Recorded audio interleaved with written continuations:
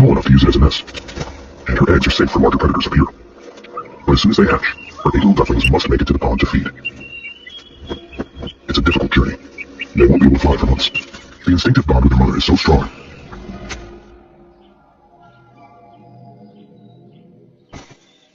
Ducklings are born with soft, flexible bones. They're so light, even from up here, they can survive a fall and bounce like fluffy ping pong balls.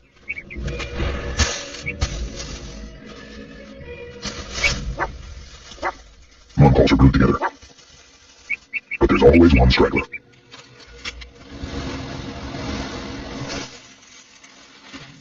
Finally, the family can move on.